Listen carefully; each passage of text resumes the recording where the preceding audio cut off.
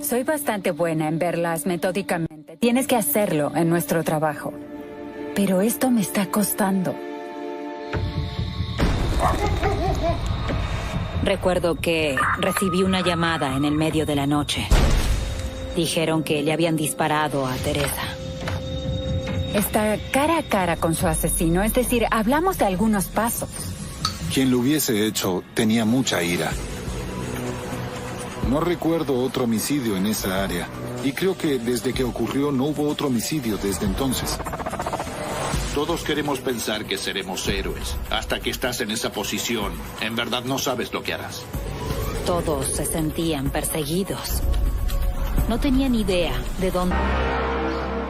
Cuando se trata de un homicidio, es fácil sacar conclusiones. El hecho es que, a pesar de lo que se ve en la televisión, la mayoría de las investigaciones de homicidios son bastante directas. Pero en mi extensa carrera como fiscal, no es común ver un caso como el de aquí, en la pequeña Plainville, Pensilvania, donde una invasión mortal a un hogar hizo que la policía se cuestione todos sus instintos y envolvió a una comunidad en acusaciones de conspiración, encubrimiento y venganza. Es difícil encontrar a alguien que no diga algo bueno de Teresa D'Alessio. Ya sea haciendo un picnic o en una noche casual con sus amigas, Teresa irradiaba alegría y siempre era divertida. Es una cualidad que sus amigas nunca olvidarán. Si hoy te preguntara quién era para ti, ¿qué dirías? Era la mejor amiga que alguien podía pedir. Teresa y yo nos conocimos en los 80. La contrataron para trabajar conmigo en Auto Supply. Hacíamos todo juntas. Desayunábamos camino al trabajo. Llegábamos al trabajo, almorzábamos. Mi jefe siempre bromeaba con que porque era necesario que hiciéramos todo las dos. Eran inseparables. Sí. Y muchas personas decían que les recordábamos a Thelma y Luis. Eso era un halago, sí lo aceptábamos. Era a quien acudía. Era mi única amiga en la vida. Todos necesitan un amigo así, una vez en la vida. Luego un día te dijo que conoció a alguien. ¿Quién era? Doug. Doug D'Alessio era apuesto, popular y conocido en el pueblo de 500 personas. La pareja se enamoró en la preparatoria y nunca miró atrás. Teresa estaba lo más feliz posible. Este era su sueño hecho realidad. Siempre quiso tener una familia y tener a alguien. ¿Y era él? Sí, era el indicado. La pareja feliz trajo al mundo a 2 varones, Devin y Dylan. Cuando te imaginas a Teresa con Devin y Dylan, ¿qué ves? Una mamá feliz. Cuidaba a esos niños, los quería muchísimo. Y ellos la adoraban. Querían estar con ella constantemente. ¿Y Doug como padre, cómo era con los niños? Era muy buen padre. Siempre estaba con ellos y hacían muchas actividades juntos. Parecía tenerlo todo. Un esposo, 2 hermosos niños. Este era el cuento de hadas, sí. Pero no todos los cuentos de hadas tienen un final feliz. El 6 de octubre de 2001, todo cambió para la familia D'Alessio. ¿Qué recuerdas de esa noche? Recuerdo que recibí una llamada en el medio de la noche. ¿Quién te llamó? Doug me llamó. Estaba desconsolado. Dijo, es Teresa, le dispararon. Ven aquí. Me despertó y eso parecía el peor sueño que alguien podría tener. Pensaba, quiero despertarme. Esto tiene que ser una pesadilla. Porque, ¿quién le dispararía a Teresa? Me vestí y conduje directamente hacia Plainville. Y Doug dijo, ven a la casa de mi padre, porque, dijo, tengo a Devin en la casa de mi padre, ven aquí. ¿Qué recuerdas cuando entraste? Dijeron que le habían disparado a Teresa. y que también le habían disparado a Dylan y que los estaban llevando al hospital. Y mi rol en ese momento fue cuidar a Devin y fue una noche difícil.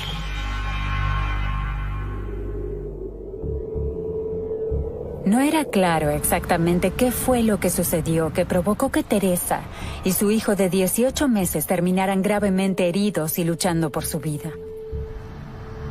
Según Doug, llamó a emergencias a la 1:30 de la mañana diciendo que alguien había entrado a su casa y había comenzado a disparar. Bob Bell, fiscal de distrito del condado de Indiana, fue luego convocado a la investigación. ¿Qué recuerdas sobre la información inicial que te comunicaron? Bueno, probablemente lo más impactante fue que no solo hubo un homicidio, sino que también le habían disparado a un bebé durante la comisión del delito. Ese tipo de cosas te impactan cuando las escuchas. ¿Qué te dijeron que ocurrió en esa casa? Bueno, me dijeron que alguien entró por la puerta principal, comenzó a subir las escaleras de la casa hasta el segundo piso. Teresa D'Alessio lo encontró en el descanso del segundo piso y ahí fue donde le dispararon. El atacante entró a la habitación del niño y le disparó en la cama. Y luego se fue de la residencia. El pequeño Dylan. ¿Dónde estaba cuando la policía lo encontró? Cuando los policías llegaron, vieron al bebé tirado en el piso, contra la puerta. No se movía, no hacía ningún sonido. Pensaron lo peor cuando vieron tanta sangre alrededor del bebé. El policía se acercó para intentar ver si el bebé tenía pulso, y cuando tocó al bebé, el bebé gritó. Y el hombre dijo que ese grito nunca iba a olvidarlo. Puedo imaginarlo. Las heridas de Dylan, ¿cómo eran? Bastante severas. Le dispararon en la parte superior del hombro. Su brazo prácticamente estaba caído, por lo que entendí. Pudieron llevarlo al hospital y eventualmente lo llevaron al hospital de niños en Pittsburgh, donde pudieron no solo salvarle la vida, sino también su brazo.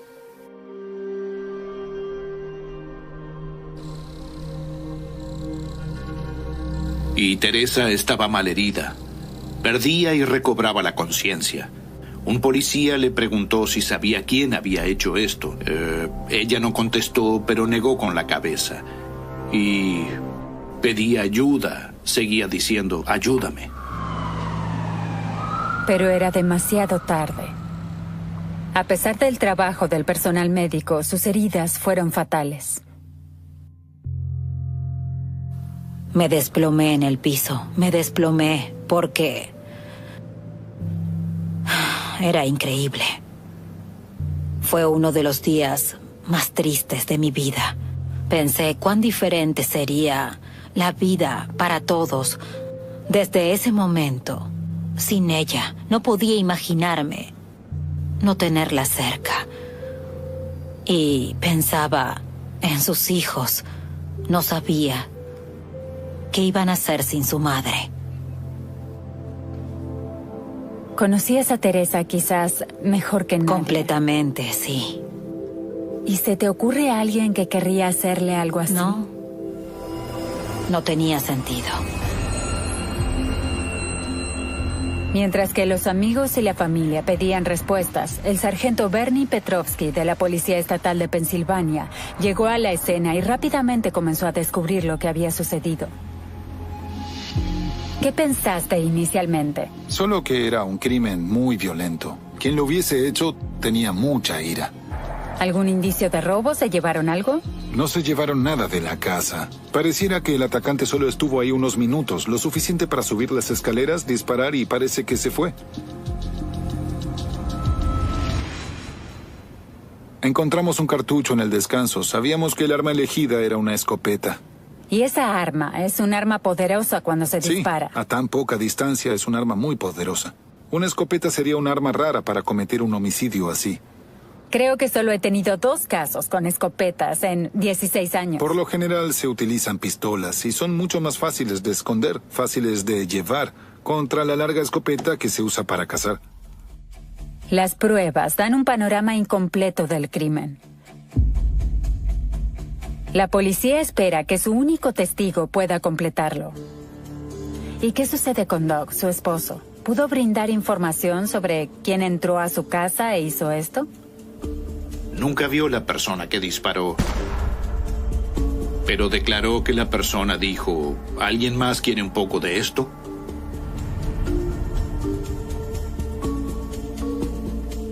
¿Hombre, mujer? Hombre. ¿Hablaba con algún acento distintivo o algo así? No. Lo único que pudo decirnos fue que cuando el atacante habló, él había escuchado antes su voz, pero no podía identificar de quién era. Pero lo que declaró Doug sobre el crimen dio más preguntas que respuestas. En el momento del crimen, ¿dónde estaba Doug, su esposo?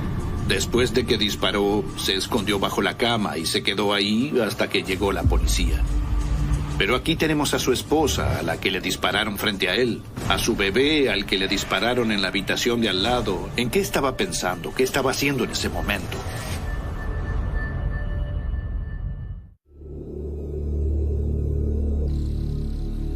Un ataque a un hogar en Plumville, Pensilvania, tuvo como víctima a Teresa D'Alessio, de 32 años. Y a su hijo de 18 meses luchando por su vida. El violento crimen provocó conmoción y miedo en la tranquila comunidad. No recuerdo otro homicidio en esa área, y creo que desde que ocurrió no hubo ningún otro homicidio. El esposo de Teresa, Doug, sobrevivió al ataque, pero no está fuera de sospecha de que pudo estar involucrado en el homicidio de su esposa. Viendo los hechos iniciales, que alguien entra por la puerta delantera y Teresa sale, no Doug. Él se esconde bajo la cama, en lugar de intentar salvarla o atrapar al atacante. Sus 2 hijos están en la casa, le disparan a uno. Doug no hace nada.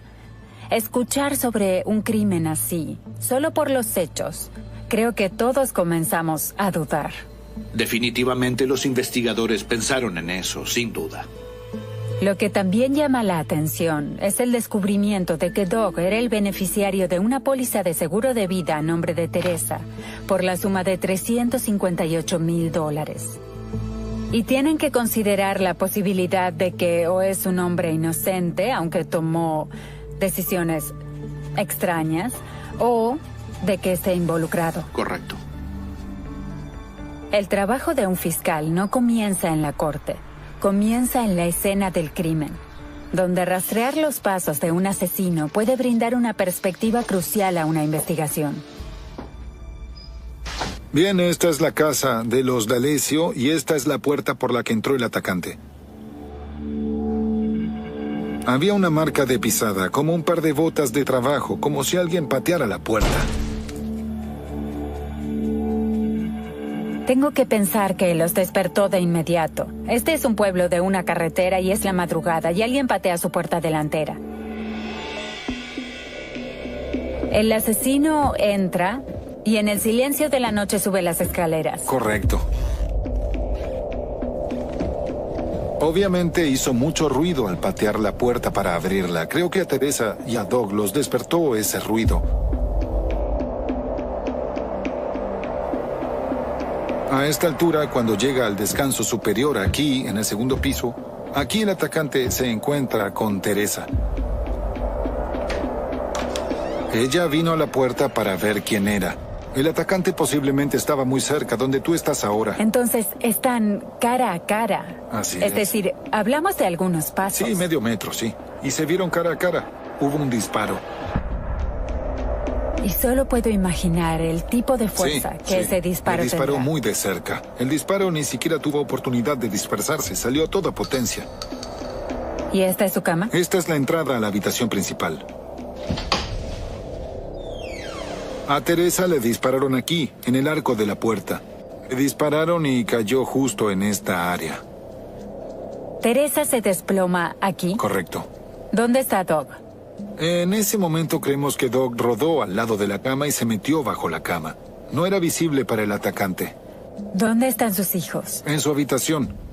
Luego el asesino caminó por el otro pasillo. El asesino caminó por el pasillo y luego llegó a la habitación. Abrió la puerta y ahí es cuando disparó por segunda vez en el área de la cama, hiriendo a Dylan en el hombro, en el área del brazo. ¿Cómo sabes eso? ¿Cómo sabes que Dylan estaba en su cama? Bueno, las sábanas estaban empapadas de sangre. Había mucha sangre ahí. Fue una herida muy severa. Después de que le dispararon, Dylan salió de la cama y nos dimos cuenta por el rastro de sangre que salió de la habitación. Siguiendo el rastro de sangre, fue hacia el pasillo. Y Dylan se detuvo aquí en la puerta, donde su madre estaba tirada en el piso muriendo. Se detuvo y miró a su mamá. Sabemos por la sangre que salía de él que estaba mirando a su madre. Y luego, cuando ella no puede ayudarlo, él baja las escaleras. Y luego vemos el rastro de sangre bajando por las escaleras. Pero está abajo solo y su padre está arriba. Así es. El rastro de sangre nos llevó por la escalera. Luego Dylan giró a la izquierda, aquí, en el pasillo principal. Entró a la cocina y sabemos por el rastro de sangre que llegó a esta puerta trasera, donde se desplomó contra la puerta. Aquí lo encontró la policía cuando llegó. ¿Hay una puerta para salir de la casa por aquí? Sí, por aquí se va al parque trasero, correcto. Así que no sé qué estaba pensando. Un niño de 18 meses intentaba salir. ¿Qué intentaba hacer? Es difícil saber. La policía estima que no pasaron más de 5 minutos entre el ataque y la llegada de la policía. Un periodo en el que Doug D'Alessio no se movió de su escondite bajo la cama. Soy bastante buena en verlas metódicamente. Tienes que hacerlo en nuestro trabajo. Pero esto me está costando. Un niño de 18 meses herido. Le dispararon. Su padre se queda bajo la cama. El bebé se detiene junto a su madre. Correcto. Que no puede ayudarlo. Baja por las escaleras en el medio de la noche, en la oscuridad, con el asesino en las escaleras. Y baja solo hasta aquí. Y luego cae. En esos minutos está absolutamente solo. Estaba solo. Su padre está arriba. Así es.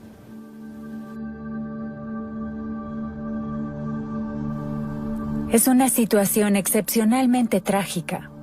Doug y su familia han sido víctimas de un horrible crimen. Pero los investigadores no pueden descartar a Doug como sospechoso. Una vez que los policías se han asegurado de que el hogar es seguro, que el atacante ya no está aquí, Correcto. ¿algo te apuntó a alguien en la búsqueda inicial? Revisamos la casa y era segura. Nos apartamos porque necesitábamos una orden de cateo. Hablemos sobre eso, porque por lo general cuando hay un homicidio, un intento de homicidio, no necesitas una orden de cateo a menos que alguien espere privacidad en la casa, que serían Doug y Devin. Incluso en esos momentos, los policías miran hacia las escaleras. Miramos las escaleras, correcto. ¿Por sí. qué? Si en realidad fue Doug, la escopeta debería estar en algún lugar. Doug no hubiese tenido tiempo para esconderla. Sabíamos que era un dato importante. A menos que alguien lo hubiese hecho por él. Es correcto. ¿Encontraron algún arma? Buscamos por toda la casa. Buscamos en todos lados. Alcantarillas, botes de basura, un arroyo que corría detrás de la casa, la vereda de enfrente. Y no encontramos armas. Y aunque las acciones de Doug son sospechosas para el público general, no lo condenan en una corte real. Todos queremos pensar que seremos héroes y salvaremos a nuestra familia y haremos lo que sea por hacerlo. Hasta que estás en esa posición, en verdad, no sabes lo que harás o cómo reaccionarás. Y es muy difícil juzgar a Doug D'Alessio por lo que hizo esa noche. Todos reaccionan diferente en situaciones estresantes y él sin duda estaba en una de ellas.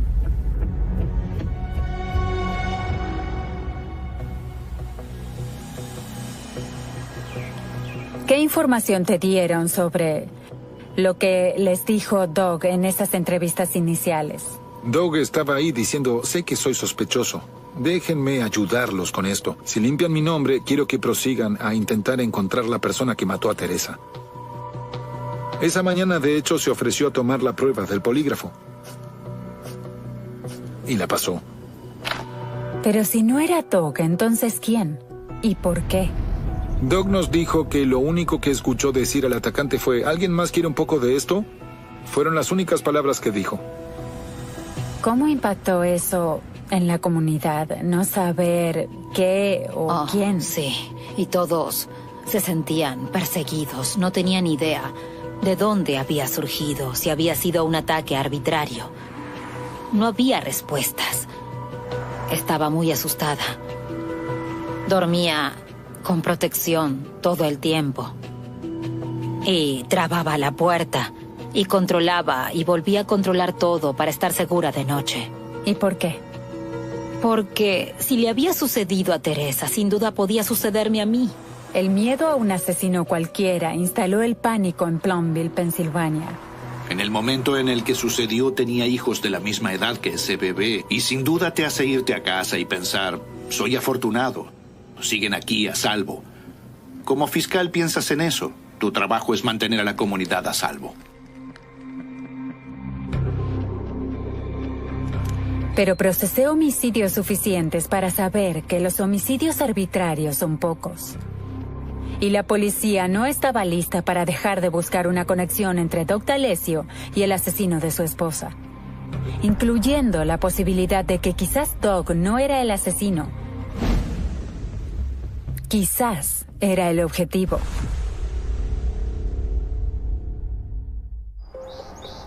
En 2001, la policía pensaba que Doug D'Alessio estaba involucrado en el homicidio de su esposa Teresa.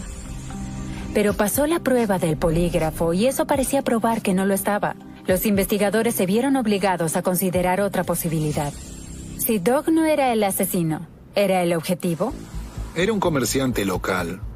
¿Podría haber alterado tanto a alguien como para cometer un crimen tan violento como ese? Doug también había sido demandado recientemente.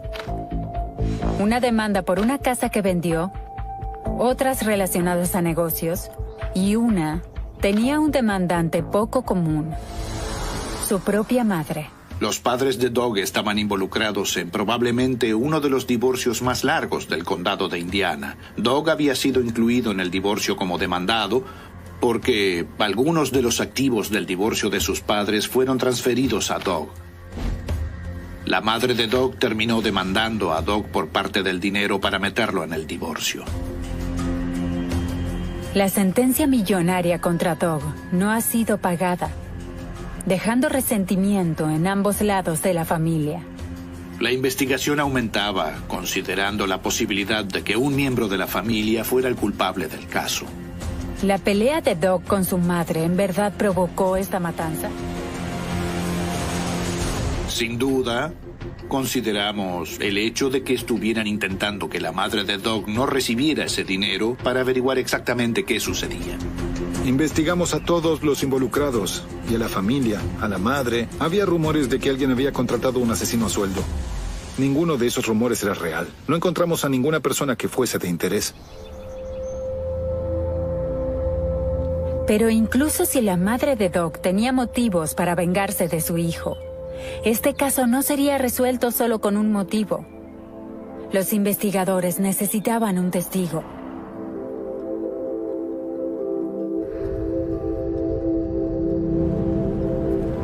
Al comenzar la investigación, no pudieron conseguir mucho de los testigos dentro de la casa. En verdad tenías que buscar afuera, es decir, vivían en Main Street, pero no hablamos de una Main Street en el medio de la ciudad. Esta es un área tranquila. Por lo general, en esa zona, a esa hora de la noche, la mayoría de la gente ya está durmiendo. Había muy poco tránsito en el pueblo en ese momento. Revisamos el área esperando encontrar a alguien que hubiese visto algo que pudiera ayudarnos. Luego tuvimos una pista. Teníamos a una persona que había visto algo. Debes ir a buscarla lo más rápido posible. Así es, sí.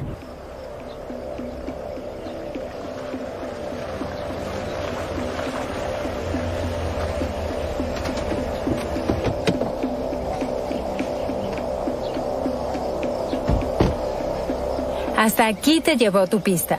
Correcto. El Departamento de Bomberos Voluntarios de Plumville. Había algunos bomberos aquí en el edificio esa noche cuando ocurrió el homicidio, y un bombero nos dio una información muy valiosa. ¿Qué dijo? Dijo que entre la 1 y la 1:30 había visto una camioneta pickup blanca.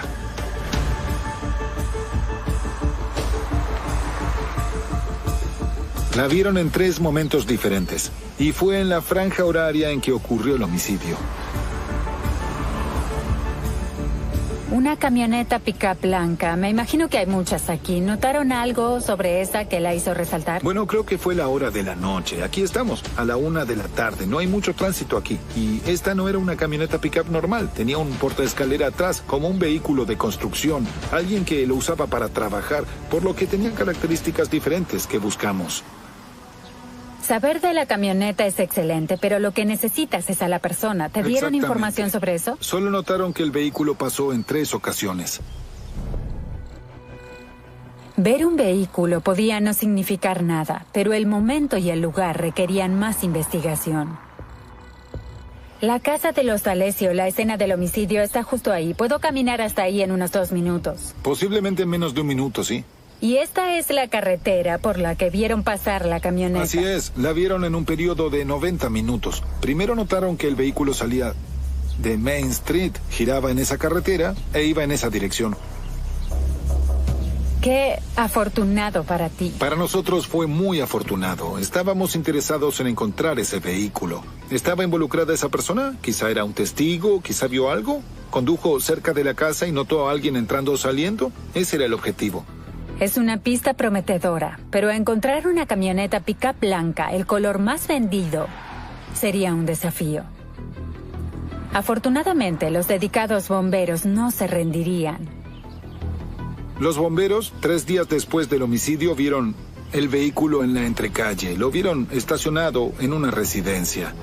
¿Los mismos bomberos en esa casa? Exactamente. Te dan esta información clave y 3 días después encuentran la camioneta. Sí, encontraron la camioneta. Consiguieron el número de matrícula. Me dijeron, oye, en verdad creemos que este es el vehículo que vimos esa noche. Cuando buscas la matrícula, ¿quién era el dueño?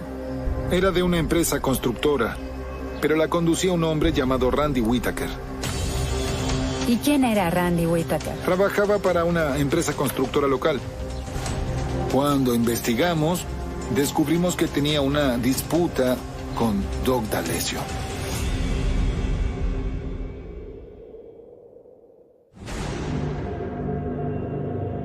Casi 3 semanas después de que le dispararan a Teresa D'Alessio, surge un nuevo sospechoso de su homicidio. Habían visto la camioneta de Randy Whitaker cerca de la escena del crimen esa noche. Randy Whitaker era un hombre trabajador. Sus compañeros decían que trabajaba mucho, decían que tenía un mal temperamento. Y Randy Whitaker y Doug estaban relacionados. Randy le compró una casa a Doug D'Alessio y tuvo problemas con la casa y presentó una demanda contra los D'Alessio. Y, por lo que pudimos averiguar, se frustró mucho con el progreso de esa demanda. La casa estaba en la carretera del departamento de bomberos y a menos de 1 kilómetro de la casa de los D'Alessio. Aparentemente, poco después de que compró la casa, surgieron muchos problemas de la compra de la casa, que supuestamente no eran problemas. Problemas con las aguas residuales, y eso llevó a la demanda.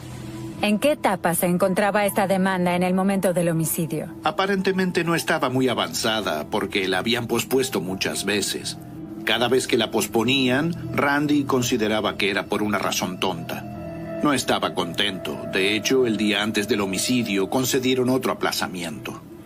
Escuchando esto, un arreglo de bienes raíces que salió mal puede provocar resentimiento, pero provocar el homicidio de una joven y el intento de homicidio de un niño de 18 meses, parece que algo no está bien. En especial debido a que Teresa D'Alessio no estaba relacionada con la compra de esa casa. No tenía sentido. La policía fue a la casa de Randy Whitaker para hacerle unas preguntas.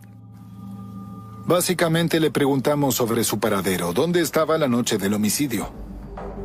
Dijo que salió del trabajo, fue a un bar local. Esa era su rutina normal de un viernes. Paraba después del trabajo, bebía y por lo general volvía a su casa. Esa noche se fue a su casa aproximadamente a las 9 de la noche. ¿Había alguien más en la casa? Su esposa estaba ahí. Dijo que estuvieron despiertos, vieron una película juntos, pero no recordaba horarios. No recordaba específicamente la hora en la que llegó a casa. Entonces te dijo que llegó a casa, que miraron televisión y lo siguiente que recuerda es la mañana. Claro. La policía luego volcó su atención al arma homicida. Luego le preguntamos a Randy, ¿tienes una escopeta? Sí, tengo una escopeta. ¿Te importaría si la revisamos? Nos la ofreció, la trajo y dijo, aquí está.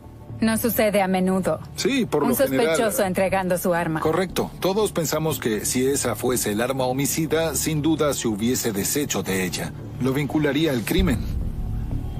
No era una escopeta básica que llevas para cazar conejos.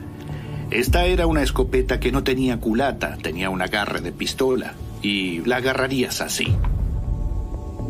Con el agarre de pistola la puedes tener al lado, más compacta, no tan larga. Un arma fácil de esconder, pero lo suficientemente poderosa para matar. Nos la ofreció, nos la dio. Dijo, tómenla, mírenla si quieren probarla, no hay problema. Y eso fue precisamente lo que hicimos. Nos la llevamos, la enviamos al laboratorio, pedimos que analicen el cartucho de la escopeta encontrado en la escena con la escopeta que nos dio. Y mientras Balística analizaba el arma, los oficiales rastrearon a testigos que ponían en duda la coartada de Randy. Pudimos rastrear su paradero. Y peculiarmente las personas del bar lo recordaban, sabían quién era él. ¿Qué dijeron de él sobre esa noche? Solo que bebió bastante. Se fue tarde en la noche. De hecho, según testigos, Randy se quedó bien pasada la medianoche visitando un segundo bar. Sabíamos que no estaba siendo honesto con nosotros, que había estado afuera hasta mucho más tarde que lo que afirmó. Podría haberse ido del bar, conducir por Plumville y haber pasado por el hogar de los D'Alessio antes de llegar al hogar de Randy Whittaker. Descubrimos que estaba enojado por el aplazamiento de la audiencia. Esta era la segunda o tercera vez que la habían aplazado. Sin duda mencionó que no le agradaba a Doug D'Alessio y que ansiaba la cita en la corte. Y cuando no sucedió, creo que probablemente lo alteró. ¿Buscaría la hora de la verdad de forma mucho más siniestra? Se acumulaban pruebas circunstanciales contra Randy Whittaker. Los investigadores solo tenían que relacionar su arma con el cartucho de escopeta de la escena del crimen. Muchos creen erróneamente que no se puede relacionar un cartucho de escopeta a una escopeta. ¿Cómo fue que lo lograron? Tomaron la escopeta y probaron dispararla. Y miraron la imprimación del cartucho, el lugar donde el percutor le pega al cartucho en sí. Puede verse liso a simple vista. Cuando lo pones bajo microscopio, se observan grabados, pequeñas astillas, pequeñas marcas, que son muy distintivas de ese percutor mismo. Y esas pequeñas marcas tenían malas noticias para Randy Whittaker. La policía concluyó que el cartucho encontrado en la escena del crimen provenía de la escopeta de Randy Whittaker. Le pedimos a Randy que viniera a la estación. Queríamos que tomara la prueba del polígrafo. Aceptó. Mientras que Randy estaba en la estación, conseguimos una orden de cateo para su residencia y encontramos una caja de cartuchos. Los mismos que se hallaron en el homicidio. Encontramos una hoja de papel A4. Parecía que había buscado en internet cómo pasar la prueba del polígrafo. Obviamente había estudiado cómo intentar engañar el polígrafo. Pero si Randy estaba intentando ser más inteligente que el sistema, no funcionó. Accedió a tomar la prueba del polígrafo. Esa noche no pasó la prueba. Incluso se la hicimos por segunda vez. Falló de nuevo. A esa altura, Randy Whittaker era culpable.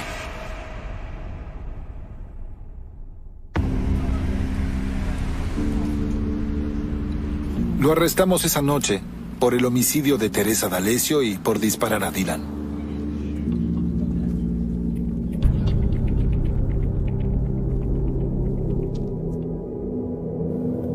Lo que me desconcierta mucho es que entró y le disparó a Teresa, le disparó al bebé Dylan, pero había otro niño durmiendo en su cama y Doug estaba bajo la cama arriba. ¿Por qué dispararle a dos y dejar a los demás? En mi opinión, creo que probablemente Doug era el objetivo.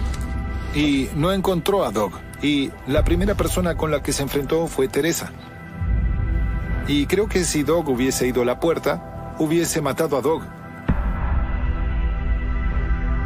Y creo que luego quizás buscó a Doug o fue al pasillo, pateó la puerta, vio a alguien y disparó otra vez. Creo que guardó la tercera ronda, posiblemente por si encontraba a Doug, porque dijo, ¿alguien más quiere un poco de esto? Todavía tenía una ronda en la escopeta. No encontró a Doug y luego se fue. Al principio, no todos en el pueblo estaban convencidos de que fuese el asesino.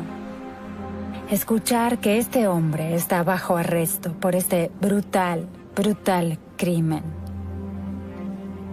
¿Qué pasa por tu cabeza? La policía me dijo que él era el culpable y que tenían pruebas de que cometió el homicidio. Pero yo pensaba así. ¿Pero cuál fue el motivo? ¿Por qué una transacción de negocios provocaría que alguien cometiera este crimen atroz? ¿Teresa mencionó su nombre alguna vez? Teresa mencionó de vez en cuando que tenían problemas. Éramos muy cercanas y nunca me comunicó eso, nunca me dijo el alcance de esos problemas. ¿Alguna vez la notaste temerosa de alguien? No para mí. Nunca había escuchado de este hombre, nunca había visto a este hombre, hasta donde sabía. No tenía sentido, pero la policía decía que él era el culpable. A pesar de las pruebas, el fiscal Bob Bell sabe que estará sobrepasado de trabajo, convenciendo al jurado de que un arreglo de bienes raíces que salió mal podría llevar a alguien a cometer un homicidio. Después de años de enemistades, rumores e insinuaciones públicas que rodeaban a la familia D'Alessio, lo más difícil de creer podría ser la verdad.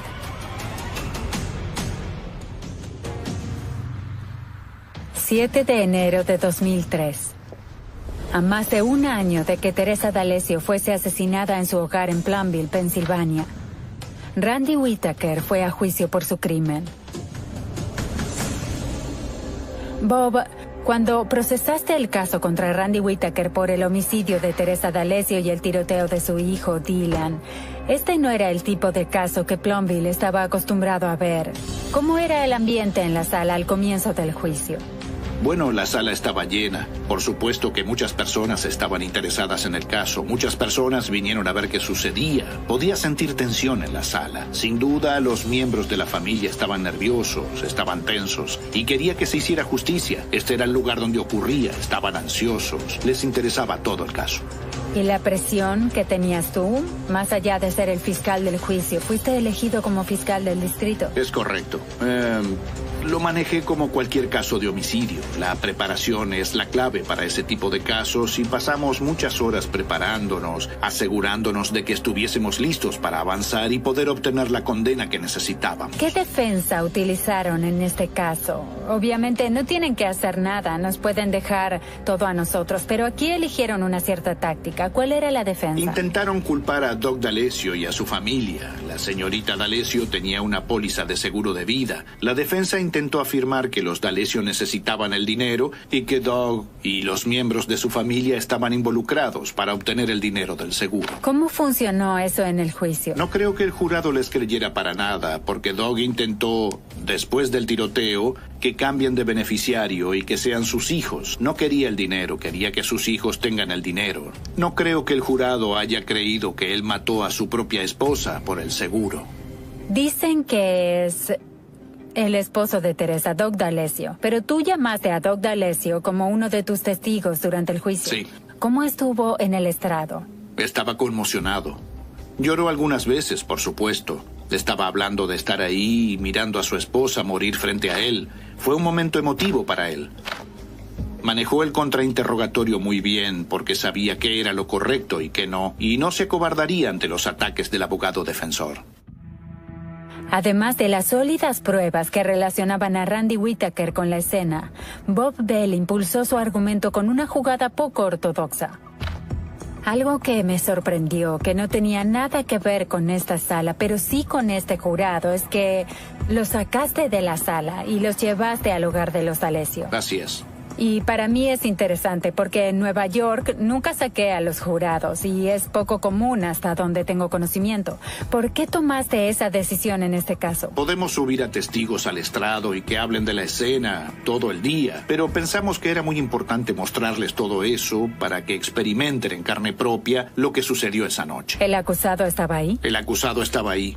Su abogado le dijo que entre y se siente en el sillón del living y que no mire a nadie. Y que tampoco le diga nada a nadie. Se sentó ahí todo el tiempo. Cuando terminó, hablé con uno de los jurados y me comentaron que cuando vieron al señor Whittaker sentado en ese sillón en el living, completamente impávido, sin hacer ningún gesto emocional, eso les dio la sensación de que quizás era culpable. Eso es muy interesante. Sí, eso porque me fascinó. es algo que en casos así sabemos que los jurados están observando, no solo en la audiencia, sino cómo reaccionamos, cómo son los testigos, están observando nuestro lenguaje corporal y también están mirando al acusado. Sí, y vieron su lenguaje corporal y no les gustó. Después de 3 días de testimonios, el jurado comenzó a deliberar. Como bien sabrás, siempre es el peor momento de la vida de un fiscal. Estás ahí sentado y piensas, ¿qué podría haber hecho diferente? Creo que tengo un buen caso, pero nunca sabes lo que hará un jurado. Y cuando vuelven a la sala con el veredicto, leen el veredicto. Y cuando dicen homicidio premeditado, culpable, vuelves a respirar y dices, sí, lo logramos. Tenías a la familia de Teresa D'Alessio, tenías a Doc D'Alessio en la sala.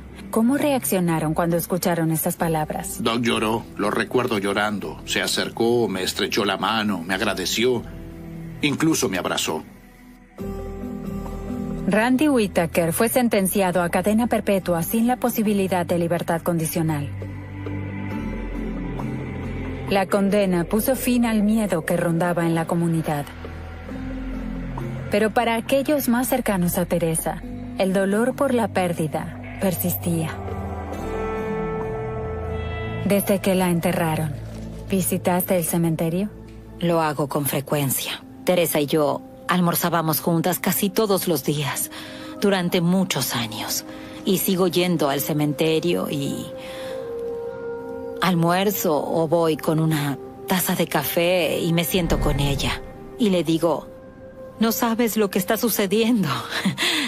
Y la pongo al tanto. Y me encanta pasar el tiempo con ella de esa forma.